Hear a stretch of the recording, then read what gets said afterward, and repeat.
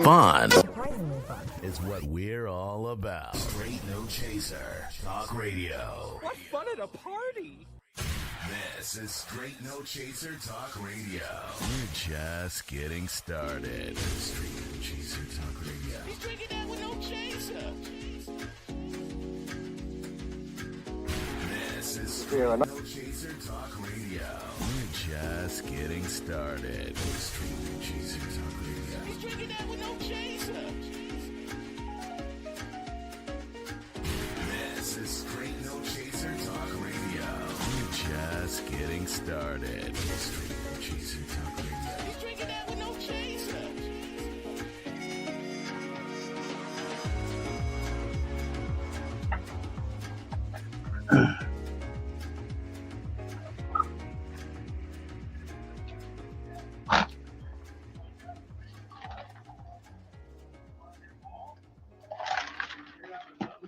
No Chaser, where we never dilute the issues, we only serve the hard stuff. It's your boy B, and glad to have you here this evening joining us as we do what we do. And of course, we can't go any further until we introduce the world famous Sophisticated Shannon.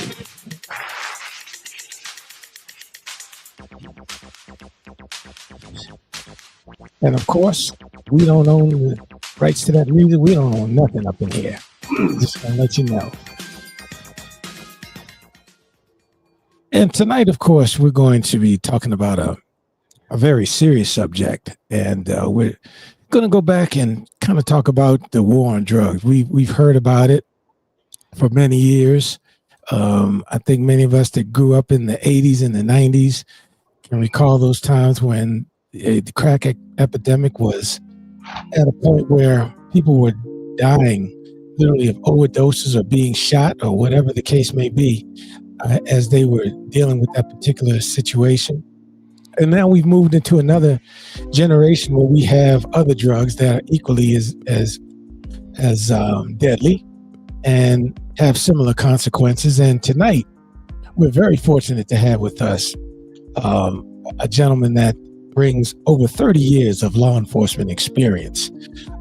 We have with us tonight Professor Arnold Keith Atkins. And Professor Atkins, of course, is a professor at Bowie State University.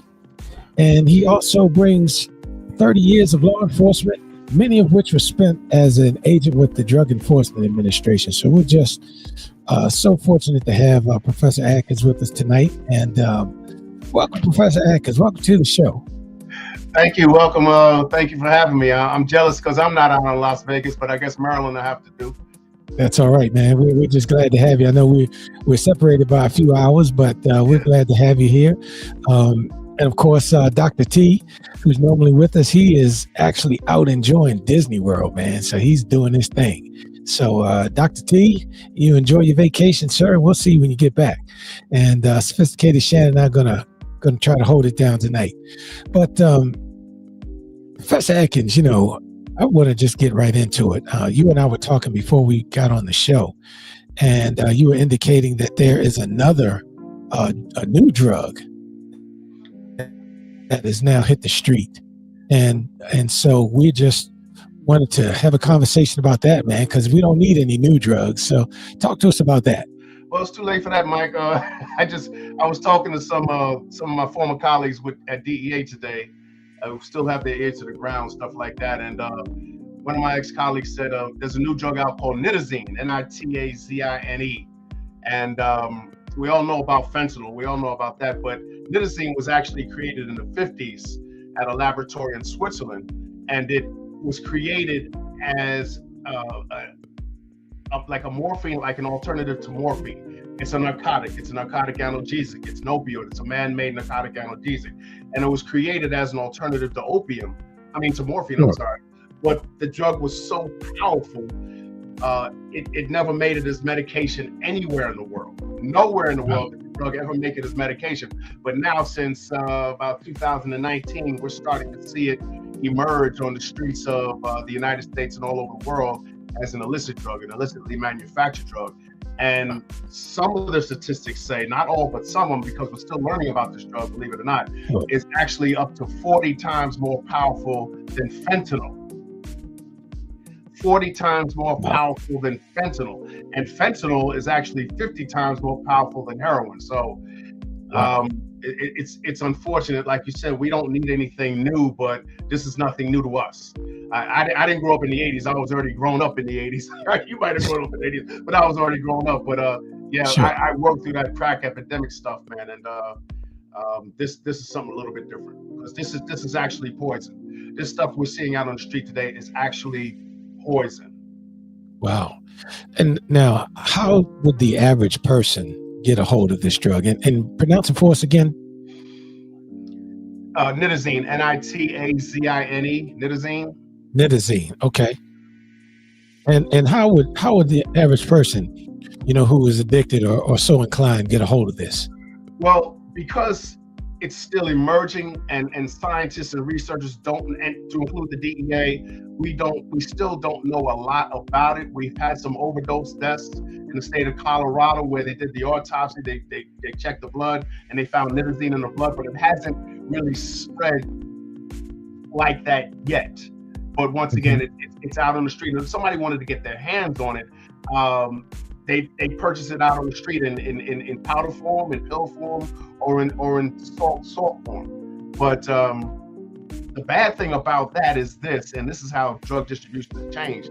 And God bless our kids, man. But the stuff that we're seeing out, and it's one of two major problems we have, the stuff we're seeing out on the street today is so adulterated with things that nobody knows is adulterated with, and that's why we're having so many overdose deaths.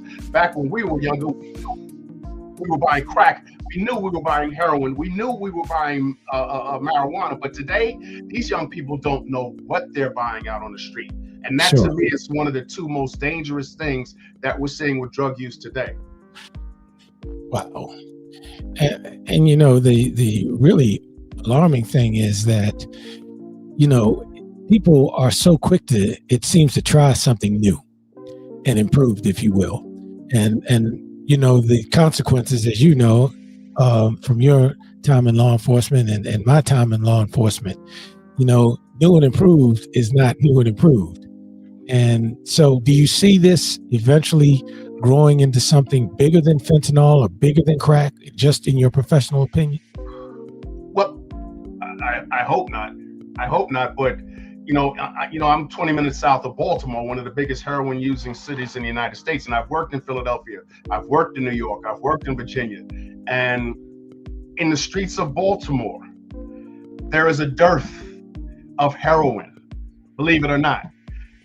In Southwest Asia, Southeast Asia, heroin is not being produced illegally as much as it used to be, but yet there's still a market, just like anything else. There's still a market of heroin addicts all over the country. So they had to replace that with something, and that's when they started replacing it with fentanyl. And I've been told that, for lack of a better term, the junkies, the heroin users in the city of Baltimore, they don't want heroin. They don't want it. They all want, can you imagine, they want fentanyl. They don't want heroin anymore. The only heroin users that want heroin are the older heads, the older people that have been used to heroin, and they want that, but they don't want the fentanyl. But most of the heroin addicts don't even want heroin anymore. They all want fentanyl. So is it going to get worse? I hope not, but you never know. You never know. Wow. And that's kind of scary because, you and I both worked through the crack era. We worked through the era when the marijuana was laced with PCP.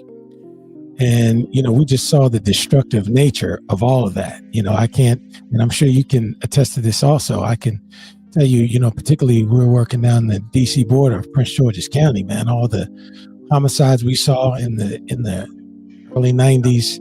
And I mean, they were killing people in broad daylight to get to this stuff. And then when you fast forward up through crack and up through fentanyl, fentanyl, of course, is so dangerous. People are taking it, not realizing, and they're dropping right on the spot. Are they looking, or does this drug also, can it be countermanded with Narcan like fentanyl can? Good question.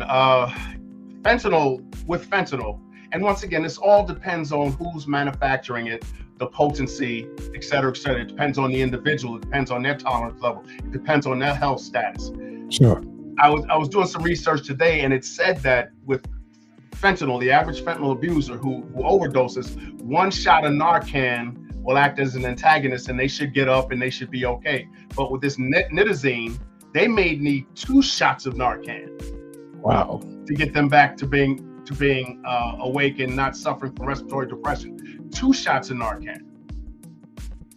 Wow. And that's really scary.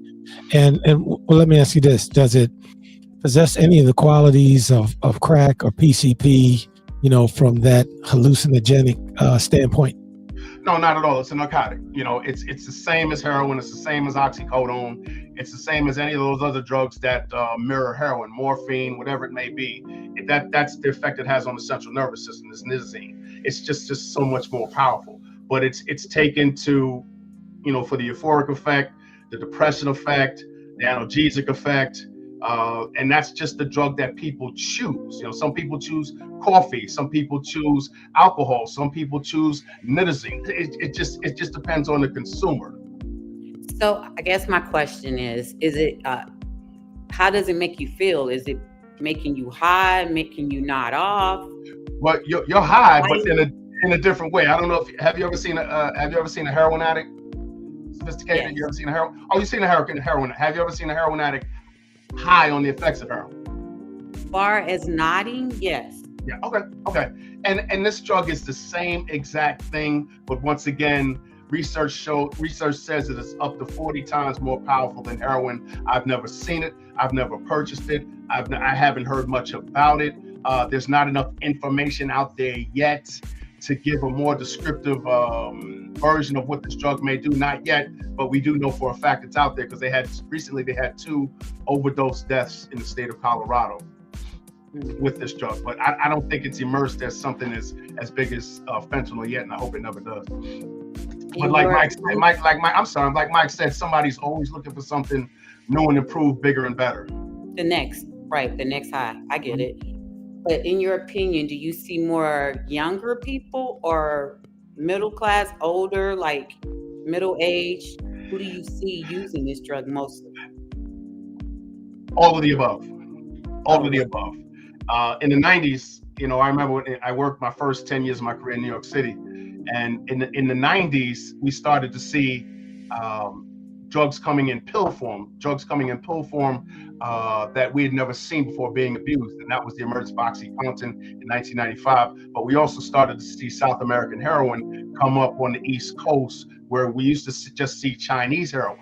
So South Americans said, well, we want to corner the market. We own the Northeast Corridor. We own that with cocaine and crack cocaine. We own that. Most of the people that live in the United States of America, most people that live in these 50 states live on the Northeast Corridor.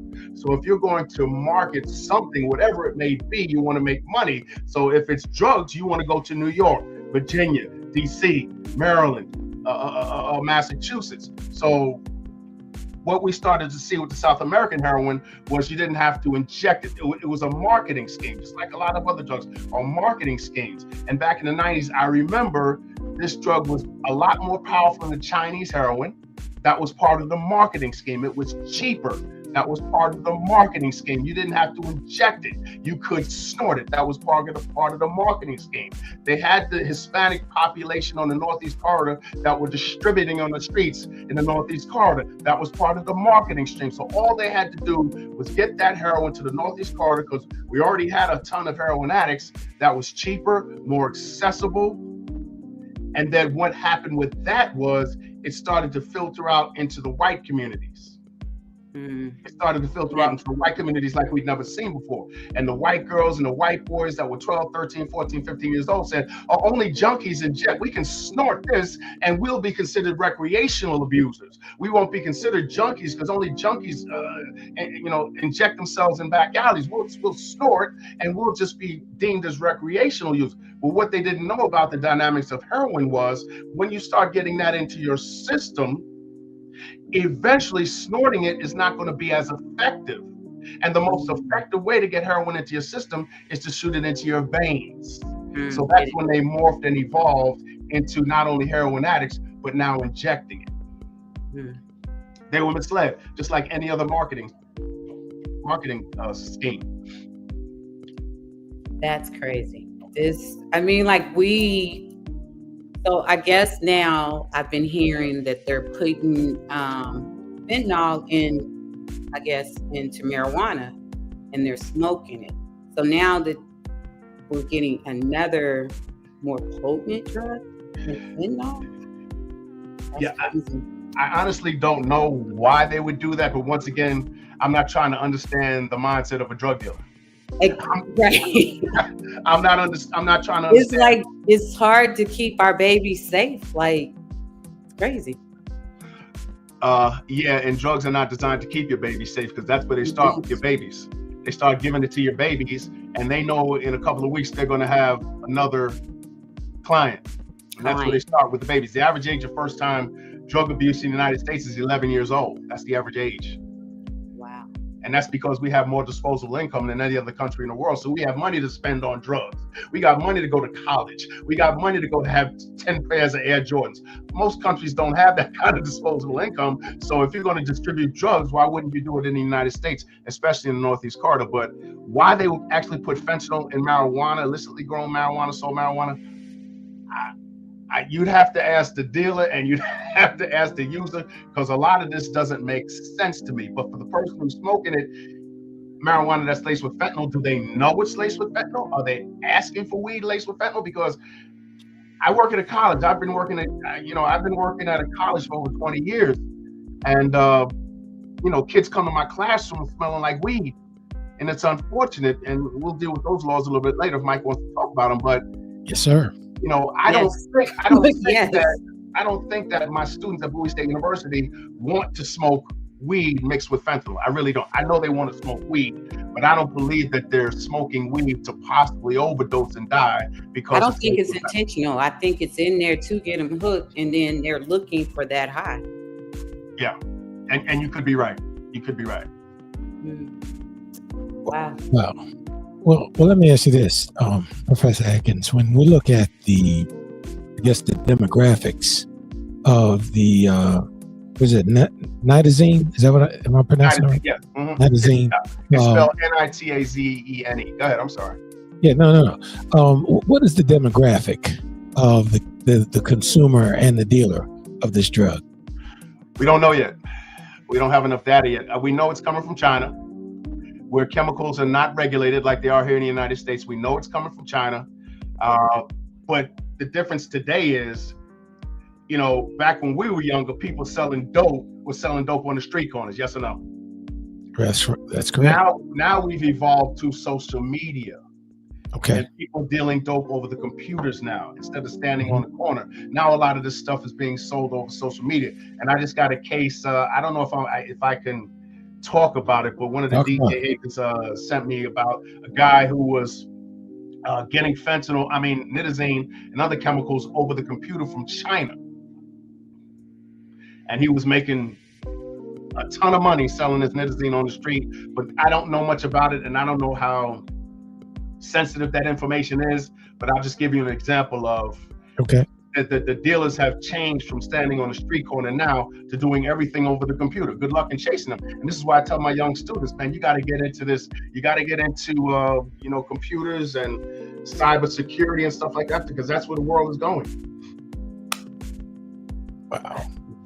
And so I know social media is really allowing dealers and users to have an extremely expanded situation for getting what they want, if you will, and all the things that come with that. And I guess I'm wondering, do you see the distribution of these types of things, narcotics, such as cocaine, marijuana, fentanyl? Do you see it ever going back to the day where you had Mike and them standing on the corner with a butt full of crack? Or do you think that as the new drugs evolve and as social media continues to expand, it's going to be even more difficult to really get at that street level situation? No, I think you're always going to have both, because you're just going to have some people that want to deal on the streets, and you have some people that are going to want to deal over social media. So I think we're always going to have both. Sure. And going back to people standing on the corner, I don't think that's ever going away. I don't think it's ever going to go away. Okay. You can go into any dorm on a lot of colleges in this country and buy just as much dope as you want inside the dorm. Yeah, that's correct. So I don't think that dynamic will ever change. Now, what is just based on what your buddies were telling you, what is the age range for this new drug? Because this is kind of fascinating that we're having this discussion tonight. I don't have that information either. I'm going to guess it's early 20s to mid 30s, because people normally don't start their initial substance abuse behavior with narcotics. Narcotics Sure. is usually not the number one drug they start with. It's other Sure. drugs, and then they evolve to narcotics. And the average age of first-time user of heroin is like late teens, early 20s. Average first-time use. Because Sure. like I said, most people don't start with heroin. But what has changed today, when you and I were younger, it was cigarettes, it was alcohol. But what's changed today is not only the amount of women that are involved with substance abuse, but the drugs that they're starting with now. In a lot of instances, it's your depressant drugs and your narcotic pills. This is becoming very common for first-time substance abuse. First-time pills. And we know those pills come from opium. Those pills are legal heroin. They're the same thing. They come from opium. I never thought I'd see that day, but that day's arrived. And average age of nitazene users, my guess would be average age early 20s to mid 30s. Wow. Man, In my opinion, it takes time to evolve to that type of drug and addiction. It takes time. Like I said, people normally don't start with that. And do you think, just with the properties that you described of this, do you see this interrupting the heroin trade, or just allowing the heroin trade to go to another level? Well, heroin production supposedly is down. The poppy field heroin production, illegal heroin production coming from poppy fields has decreased. So that means the amount of actual, I'll say illicit heroin, because you have legal heroin that's used in Europe for people who suffer from cancer and AIDS, but the illicit heroin that comes here, that goes to Europe, maybe Africa, that type of heroin, in terms of coming from the poppy fields, has decreased. But since, once again, there's a market, they had to substitute that heroin with something else. And for years now, it's been fentanyl. I've had people who let's say are involved in that type of life, and they say, Keith, they know what I used to do, I know what they do. They said, man, that's all they want is fentanyl now, because the high is higher. The higher is better with fentanyl. It's cheaper, so the dealer's making more money, but the high is that much better. Instead of waiting for the high with heroin, it's instantaneous with fentanyl. Wow. You see people nodding off, like while they're walking on this, I guess it's heroin, fentanyl. I'm not sure which one it is. Could be one or the other, or both. Right. They could be standing or walking and just nod off, go to sleep, standing there. Yeah. Or lean over. Like it's. But you'll never see them fall. You'll never see them fall down. Never. I sat in my car in the parking lot of Staples one day. I was just amazed watching him. Like, right. He didn't sway or anything. He just was folded over. Yeah, and it's unfortunate. I don't try to preach to be perfect or anything like that. It's sad though. Like, I've been doing drug law enforcement for a long time. I've seen communities decimated in major cities, communities decimated to the point where they're not coming back. And I'm not making this up, I'm not exaggerating, but drugs like heroin and crack cocaine have destroyed major cities throughout the United States. Now they're being gentrified and changed over, and now people with money are coming in and taking over those homes, taking over those neighborhoods, because when industry went south, people had to replace their misery, or people had to make money, and that's when drug distribution came into play in the 70s in the United States, places like New York and Chicago, when all that industry went south and there was no way for people who had good jobs to make money. People of color who had good jobs to make money. So once again, if you ever been to Brooklyn, Bronx, Philly, some places in Philly, Northern Philly, up by Roosevelt Boulevard, those places are decimated, man, and that's the result of drug abuse, and they're never going to bounce back to the way they used to be. We have areas here in Vegas like that. Oh, do you? Yeah. Because Mike's only showed me the good places in Vegas. That was over in Shannon's neighborhood. You know, you have to show your ID. That's to pull up on the Just street. drive down the street. Yeah. And if your ID ain't right, you get deported. Okay, my bad. Wow. Nah, it's a market, man, and you know, we're not going to change it. Human beings love to medicate themselves for a myriad of different reasons. Sure. Human beings, the human brain wants to be medicated for a myriad of different reasons. People drink 2-3 cups of coffee in the morning because we know what that does for you first thing in the morning. That's medicating yourself. That's human nature. Animals, when they're introduced to central nervous system drugs, they choose those drugs over sex and food. When they're given the option between drugs, sex, and food, they go towards the drugs. So because they're so reinforcing to the brain, to expect us to overcome this is unrealistic. It's not. But our young people need to know. And I think when we legalize marijuana in the 20 plus states that we legal, that's one of the worst laws for Black and brown people ever. That was one of the worst things we could have done for Black and brown people. Why do you say it? Why do you say that? Why do you say that? Oh, please. I mean, because now it's leading the vulnerable person to believe that because this state is legalized, it must not be that bad. Well, they don't know that the governor or the president legalized it because they just wanted to get into office. They wanted to get voted into office. So they thought by legalizing it, they get more votes, and they did. But that president, that governor's not going to be there when you go try to get a job. They're not going to be there with that CEO across from the table telling you that you want to get a job, but you have marijuana use in your background. It is one of the easiest ways to eliminate people of color from those types of positions and those types of opportunities to better yourself. Also, when you smoke marijuana, it has an effect. It doesn't affect everybody the same. I'm not going to say because it doesn't affect everybody the same. But there are some people who just can't handle the drug. Like there's some people can't handle alcohol and cigarettes. There's some people who can't handle certain types of drugs, and those are the people it's going to affect worse. So just because it's legal doesn't mean that job has to give you a job. Just because you're using it for medicinal purposes doesn't mean that job has to hire you.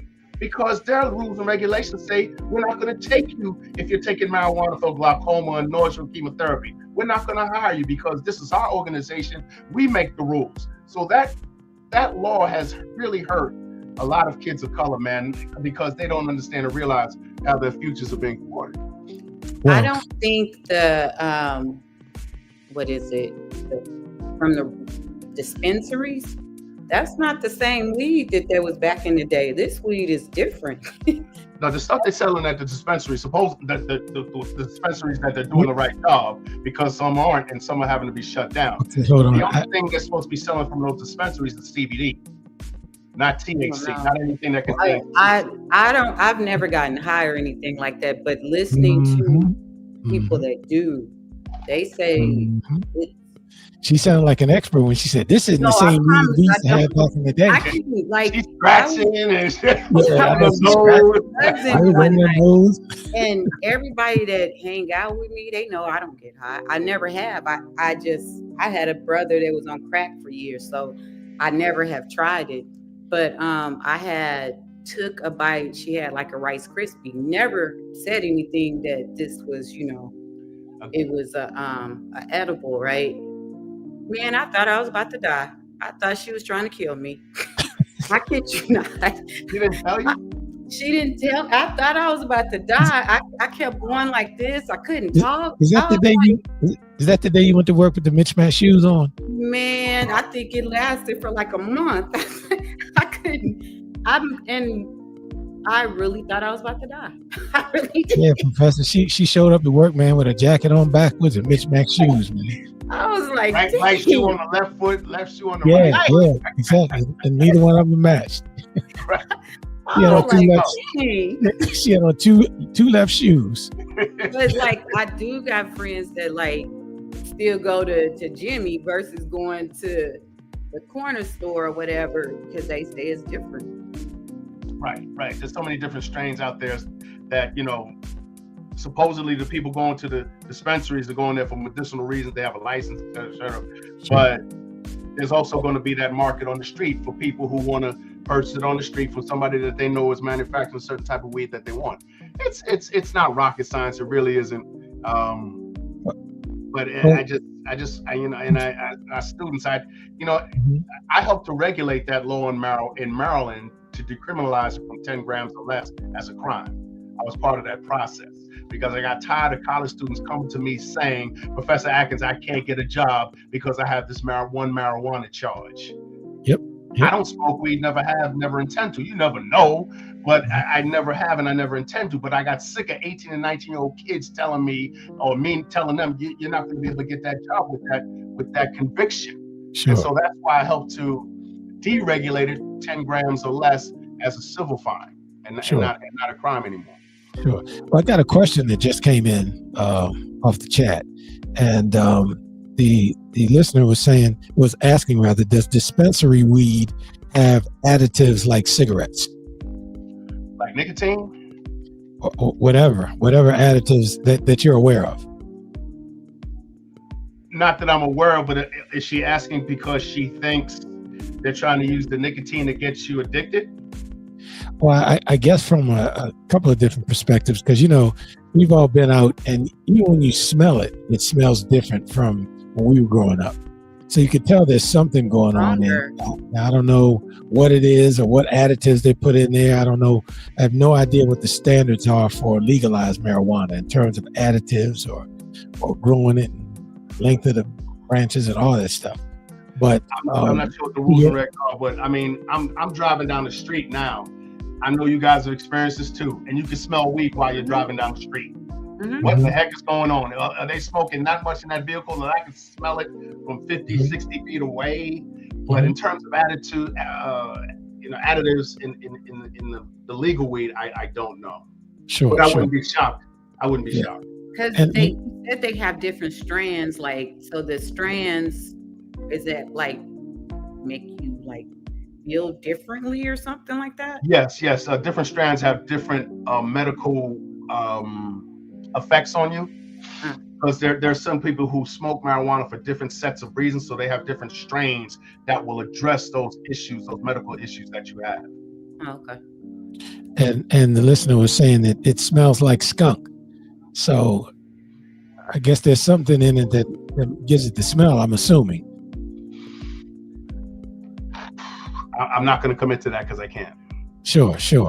And you struck a nerve, because the listener was also saying that kids from other races, that they've admitted to using weed on certain applications, they've been able to get in to certain jobs and certain classified jobs and others, and that's been something that's been a concern for years, just in terms of if according to the Milk Inspectors Association, if you can only have tried marijuana twice, then that's the standard for everybody. You know what I mean? Not just for a certain group of people. And you're right. It's impacted a lot of folks, over the years. Not just professionally, but physically. And sure. I know where you used to live, Mike, back here on the East Coast. Yes, sir. A lot of law enforcement agencies back here have relaxed their standards. Yes. To include my old agency, the Drug Enforcement Administration, has relaxed their standards in terms of prior drug use, which threw me for a loop. Sure. And it's not just marijuana. Yeah. And it's not just marijuana. And unfortunately, that was something that was going to have to happen. So many people have tried different types of things. And there's another example I wanted to share with you in a second. But they've tried marijuana or they smoked it, and those types of things. So let's compartmentalize that. Then you have folks that are in cities like Baltimore and other places where they've legalized it. So, for example, let's just say I go to the dispensary every Friday and I buy my weed. I buy it, the legal amount that you're able to purchase. I take it home. I don't smoke it in the car. I don't smoke it in public like they tell me not to. I take my bag of weed, I go home and smoke it, and that's it. Next week, I go out to the same legal place, I buy it, I do my thing, right? I've never, since they made it legal, for this example, I've never done anything illegal in terms of distributing it, using it, and the like. Now, here's the irony. So then when I go to apply for the law enforcement agency in the city in which I live in, that's legalized marijuana, now they're telling me we can't hire you because you smoke marijuana in the city that is legalized. You know what I mean? It's ridiculous. I mean, we've heard of folks who've also have tried things like, mushrooms. Now I know mushrooms is a hallucinogen, but, again, when you're looking at the spectrum of narcotics, they all have adverse impacts.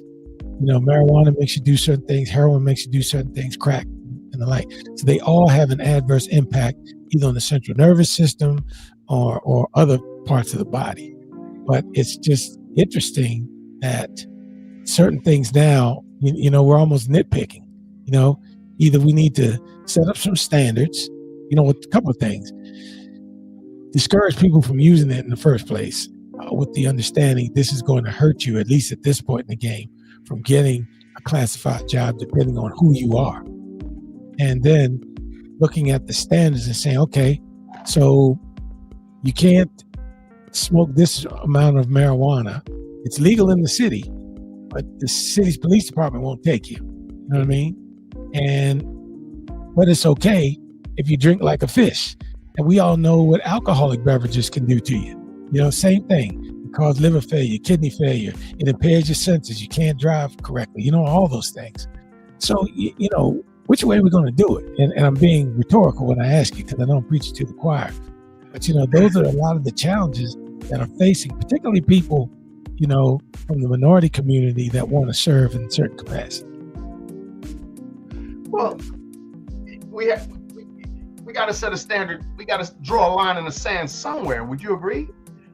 Because you're talking about in the past, maybe you use weed, you use the example of mushrooms, other types of drugs. What leads us to believe that this person is not addicted? Well, now there are a police officer who's a drug addict. Yep. Now alcohol is different. Alcohol and cigarettes, alcohol and cigarettes kill more people every year than all other drugs combined. Yes, they do. Alcohol and cigarettes kill more people every year than AIDS, cancer, drugs, arson, car accidents. You put that in all one big bowl, and alcohol and cigarettes kill more people, but they become socially acceptable as long as you're at a certain age. And that's because who manufactures and distributes them. That's because of who's making the money. It's the money from alcohol and cigarettes. Who's making the money from heroin and cocaine and marijuana? And that's the line they've drawn. But look, if you know it, and some of my students have actually stopped because of that. Professor Atkins, I'm not smoking weed no more. I want to get a job. But I got 20 other people out there in the waiting room waiting to be interviewed. Why should I hire you? Which is funny because I teach at a high school. A lot of kids don't want to go in the work world. They want to be influencers. They want to sit behind the camera at home and create content. And that's fine. Good for them. Good luck. And so in their head, they think it's okay, Ms. Banks, for me to get high. No, it's not. Okay, good for them. And you're right. I hear a lot of students go, especially a lot of boys going in that direction, because my average college class is probably 98% female. Where are the boys on? And I understand the boys are going in that direction. I get it. But you want to be a social influencer. You want to be successful. You want to be effective. Is that drug going to hold you back from being effective? because that's the side effect of using drugs. It disinhibits you a lot of times from being as effective as you could have been if you were sober. Once again, everybody's different. Every set of circumstances is different. People are free to choose to do what they want to do, legal or illegal. You get caught if it's illegal, then you have to pay the penalty. But our young kids, man, they just have to understand and realize the road for us is different. It is. The road for us is different. We can't do what they do. We can't and get away with it. They can. They are a majority of the population. So if they lose thousands as a result of marijuana use, there's still hundreds of thousands of them left. When we're only 12 to 13% of the population, we can't afford to keep losing because we're not going to be welcome back. We're not going to get a second chance. I think it's hard for this generation coming up now to understand our rules are different than some. Like they don't get that. Of course. Yeah, I mean, we tell them. It's not like we don't tell them. It's not like we don't educate them on that, but how much, when you were 18 years old, how much did you comprehend? At 18 years old, how much did you think you knew everything? You know, and because we know that's the case, I don't stop there, but I have to tell them. I have to give them an example. And I'm sure Mike does the same thing. Inside of his classroom, inside of my classroom, I use examples. I use examples of how this can affect the rest of your life. But that's the best I can do, because in my opinion, this needs to be reinforced by your mommy and your daddy. Right. Sure. I'm just a college professor. I'm never going to lie to you. I'm going to tell you the truth. I'm going to tell you the things I experienced, and hopefully you will take some of that and say, maybe this dude's telling the truth. I don't know, but I know one thing. I grew up in Teaneck, New Jersey. I was born in 1960. I was 70s, that drug era, the 80s, that drug era. When I was in my teens, there were no guns. It damn sure was no cocaine. Heroin was only sold in New York to people who could afford it. And some people I know smoked weed. That's all I knew. But then the 80s changed that, the 90s changed that, and now here we are where we are. But sometimes people are going to learn the hard way, and sometimes people are going to learn when it's too late. Well, do you think there was a greater sense of maturity back then? You know, coming up now, I know every generation, you know, because, you know, I still remember my dad talking about our music, you know, because I was a DJ in high school, and he was like, man, that's not music. You know what I mean? And you know what I mean? So do you think there was a different level of maturity back then? I mean, what are your thoughts? Both of you. I just think we were products of our environment. Back in the 70s and 80s, we were products of our environment. And once again, I can't speak for where you grew up, Michael. Where I grew up, there just weren't a lot of drugs. There really weren't. And if there were, I was naive and I didn't know anything about it. Yes, people consumed alcohol, but there just weren't. I didn't know anybody who got shot, anybody who got killed. I didn't know anybody that happening to where I grew up. So I think our influences that were around us influenced us to act a certain way. And the town I grew up in, there were a lot of blacks in the town I grew up in, but a majority of them went to college, and they looked at me or looked at you. I looked at them like, what you doing after high school, bro? What you doing? You going to college? You going to military? You going to get it? What you doing? But you got to do something. And that was the peer pressure that I faced growing up, which led me to, but I got to do something because I don't want to be labeled a loser. I don't know if these young kids have this today. And I believe most of these kids are good. I believe most of these kids don't do drugs. I believe most of these kids want to have successful lives and successful futures to be healthy. But I think we were influenced by our surroundings. And my parents, I was blessed enough to have too. They weren't playing that. Drugs, they wasn't playing that. Yep. But now you got parents smoking weed with their own kids. Well, you know, that's a whole separate show, because, you know, Dr. T and I talk about that all the time, how, you know, leather on ass is a lost art. You know what I mean? So well, that's next week's show. We'll have you back. That's what's gonna be called, leather on ass. That's what it's called, leather on ass. Not the leather on ass. That's it. See, you know what I mean? It's very motivational. It's a cure-all. Because, you know, I tell... That and I make know them that that's- stop, though. That becomes Well- a whole nother conversation. we never had, and I'm sure people had mental challenges back in the day, but we never had ADHD and all that other stuff. People taking medicine and Tylenols and Peanut butter allergies and Benadryl for their behavior. You didn't have none of that shit. You know what I mean? We had leather on ass.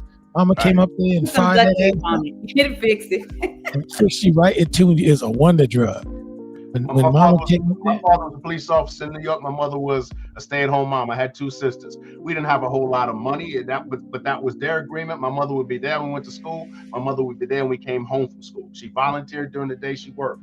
But one time I'm in school, man. Now ask me if you think this might happen again. One time I'm in school, I'm writing, and all of a sudden I see people turning around. I turn around, it's my mother sitting in the back of the classroom like this. oh wow. I was like, oh shit. Where did she come from? Who called her? Yep. I wasn't the greatest, but she's sitting in the back of the classroom looking at me. Oh yeah. You know, my wife was telling me she was at a rehearsal for an organization that she's, you know, one of her 1,000 organizations that she belongs to, and the parents came in, you know, to bring their kids, and they were smelling like weed. You know what I mean? So I mean, come on, what are you gonna do with that? That's the era those parents grew up in. Yep. You're right. What are you gonna do with that? What kind of example are you setting for your child who looks up to you and loves you to death every single day, and you're smoking weed? What kind of example are you setting? Yep. And you know, I know we're digressing a little bit, so let me pull us back on the track. Okay. You know, as you look at the difference, Professor Atkins, in the enforcement efforts back when crack was resulting in, you know, 400 or 500 homicides a year in Baltimore, about 300 in the DC metropolitan area, you know, in the early I had it 90s. good. Oh, we did. And I tell people all the time, for those from the DMV, I can recall a homicide occurring on Landover Road in the summertime on a Thursday afternoon, about 4:30 in the afternoon, you know, and that's how blatant things were, you know, at that time. And so my question is there a different approach to narcotics enforcement now than it was back then? Now, I know obviously we have all the drones and all the other sophisticated things. I'm just talking about good old-fashioned boots on the ground police work. Well, I think a lot of it has evolved to computers, doing investigations over the computers, because that's how a lot of these kids are selling dope over the computers. So we need that type of enforcement. We have that type of enforcement. But you know, in the 80s, when I was working with DEA, we were getting over 2,000 murders a year in New York. 2,000. So I thought this was how life normally was. You know, crack was normal. Robberies and homicides were normal. Life was fun as hell, but that was normal. But I don't think law enforcement really, it depends on the agency and depends on what they prioritize. Because the DEA, you know, we prioritize larger scale dealers, we prioritize money laundering, we prioritize overseas distribution, manufacture. We're a big organization with more jurisdiction. So that's what we get paid to do. That's what we focus on. But I don't think things have changed much. No, I really don't. Because unlike on television, doing a drug investigation is a lot of work. Depending on the level of your investigation, it's a lot of work. They get it done in 45 minutes in Law and Order. But in real life, it takes time. And drug investigations are the only law enforcement investigations that encompass every facet of criminal justice.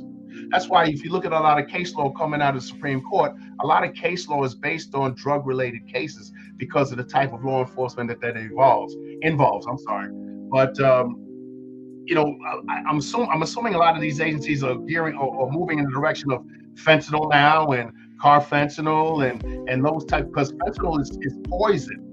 Fentanyl is poison. I know in the federal government, when I was the DEA, you better not bring a marijuana case to the office, or you get arrested. With all that heroin and cocaine out in the street, you brought a marijuana case to me, you get arrested. I had one marijuana case with 2 tons in New York, 2 tons of marijuana. Now the AUSAs, they'll prosecute that, but anything less than that, you got to take that to the state because we have other things that we have to prioritize. But I don't think, to answer your question, I don't think the enforcement aspect of it has changed that much, other than I'm sure they're doing a lot more computer-based background checks and background information sense when they're conducting their investigations because of the way dopers have changed. Wow. We have a couple of comments on from Facebook. One person said we should have more positive parents volunteering in the schools. And then I have a question. Do you believe that people are turning more to drugs because of society is more fast-paced now and they're trying to cope? Maybe. Yes, society is extremely fast-paced today, extremely. And I get that, and I understand it. If that's the case, I agree. I'm not going to disagree with that. But what do? I mean, we cope with things differently. Everybody copes with things differently. Some people will reach for weed. Some people will reach for this. Some people will reach for an alcoholic beverage. I can't. They're absolutely right, but it's a shame because society is going 100 miles an hour, and it's not going to slow down. It's not going to go in reverse. So I hope this isn't a trend that becomes that type of trend because of the speed that society's going in. I hope people don't choose to cope with drugs to cope with the fact that society's going 100 miles an hour. I agree. I'm going to get some Epsom salt and take a bath in a minute. That's how I'm a cope. Right? See, there you go. I mean, you got to do stuff different. Like, I don't know. I worry about my kids sometimes. It's, that I teach because they think, we don't have to do that. I'm going to be on social media. And I'm like, you do. Like, no matter what you end up doing, you got to be smart about what you do. Right. And under the influence of drugs doesn't always make you smarter. So, Professor, where do you see the future of the drug business? Do you think it's going to continue to get bigger? Do you think we're going to make any headway, not only in terms of enforcement, but in terms of prevention? Once again, how many people we got in this country? Almost 400,000, 400 Yep. million. Sorry, 400 million. Most of those people don't do drugs. That's where I'm going to start. Most people don't do recreational drugs in this country. I think the last statistics I saw was approximately 20 million, approximately, give or take, obviously. One thing about statistics, they always lie. So I think that's a good start, depending on who you talk to. But I think the marijuana laws have really set us back, unfortunately, set our young kids back. And I think that was one of the worst things that we could have seen. But, drug dealers are going to continue to try to coax people to use their product because that's what they do for a living. They're about making money. That's about it. They're about making money. So if heroin is low, I'm going to put a cheaper product to get you high. Fentanyl is cheaper. It's easy to get your hands on, and it's a higher high. The dopers are looking for it. So, I mean, Mike, did you ever think that 20 years ago we'd be talking about fentanyl? Nope. Did you ever think about we'd be talking about legal weed 20 years ago? Nope. But here we are. And the Nope. DEA is about to decriminalize it. It's Schedule 1 federally. The DEA is about to take it out of Schedule 1. Yeah, well, you could kind of tell that was coming. Just the whole move with marijuana, and you have the big guys like Mike Tyson with his own weed line, and you have Snoop with his own weed line. So that's you could kind of see that one coming, and of course you had some of the big hardline folks, like John Boehner. He was like your ultra conservative dude when he was in Congress, and he left to do what? He's working in the marijuana business, right. Industry. So there's a lot of money to be made, and at the end of the day, That's what's driving this whole situation. Well, there is a ton of money to be made, but that doesn't mean you got to buy it. Absolutely. It doesn't mean you got to buy it. Well, like my wife always says, we're too cheap to buy it anyway. I'm gonna go spend $20, and then in 3 minutes, I done smoked my $20 up. No, sir, that ain't happening. I'm just way too cheap. Maybe they send me a coupon or something like that. The coupon. But that's just not happening. I think that one of the things I was talking about today with Kenny, my DEA colleague, and they've already started doing it on the Northeast Corridor once again. They've started making the penalties more harsh for fentanyl distribution. Sure. If somebody dies from your fentanyl, they're starting to charge people with manslaughter. Mm. And I think if we start doing more of that, maybe that may serve as a deterrent. But how do you find out who is the drug dealer? How do you know where that fentanyl came from? You might not, but if you do, because I tell my students, if you're being investigated, it's just a matter of time before we come knocking on your door. That's the way law enforcement works. If I decide to start investigating you today, it's just a matter of time before 6 a.m. I come knocking on your door, because there's so many ways to find out who's doing what today, because of social media, because of the way we can track people today's cell phones.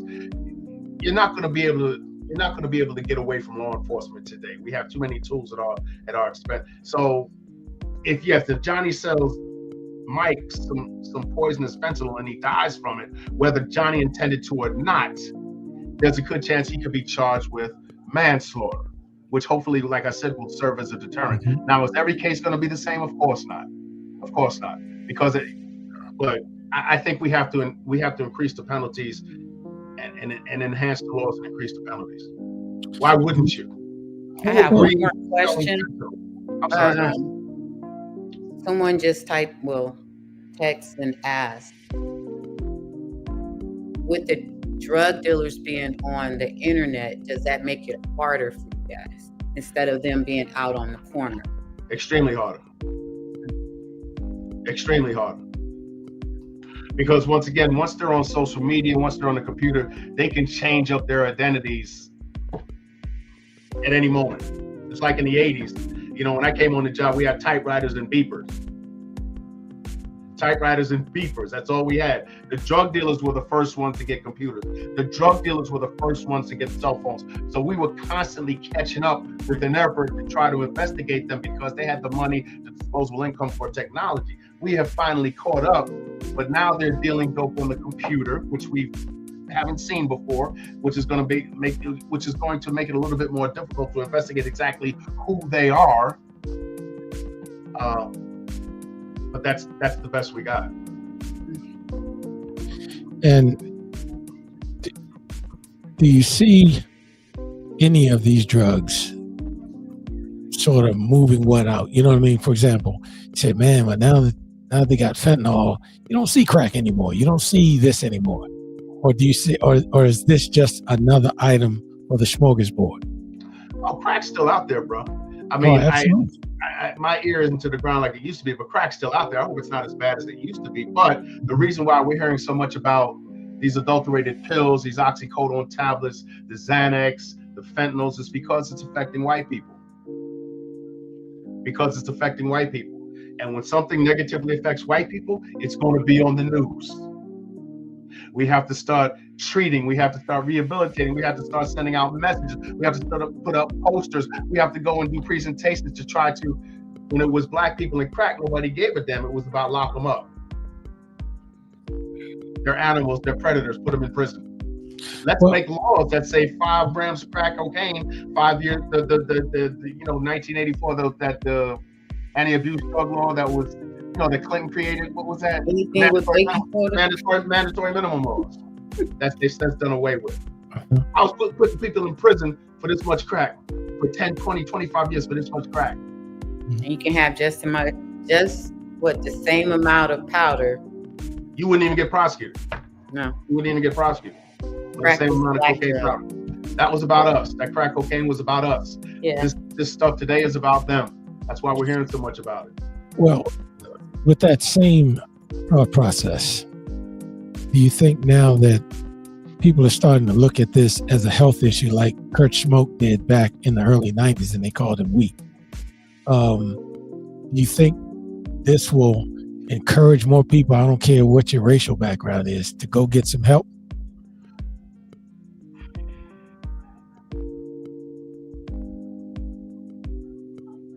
I don't know. I can't commit to that. I can't answer that because when it comes to treatment and rehabilitation, I teach a drugs and crime class. I tell my kids right to their face, if you become a drug addict, I wouldn't bet on you. I would not bet on you recovering from a central nervous system drug, whatever that drug may be. It could be cigarettes, it could be alcohol, it could be coffee, it could be anything. It's extremely difficult to overcome, and I would not bet on you. I pray for you, and I've sent people to rehab before. The guy I got the information from today, I sent him to alcohol rehab before, and now he's clean. But I wouldn't bet on you because I know the reinforcing powers that has on the brain. Would people more get treatment and help? I hope so, but there's just not a lot of resources when it comes to treatment and rehabilitation. A lot of resources when it comes to putting people in prison, but when it comes to treating and rehabilitating, there's not. When money gets cut, their funds get cut first because nobody cares about that. Nobody cares. You have to care about that. Nobody cares about whether you get treated or you get rehabilitated. Let's keep it real. Nobody cares. I might care if I love you, if you're my friend, family. I might care. I hope you care. Because if you don't care, you're not going to get rehabilitated. It starts with you. You can get all the counseling and drugs you want to wean you off. But if you don't want to do it, you hit rock bottom. If you don't want to do it, it's not going to happen. I'm sorry.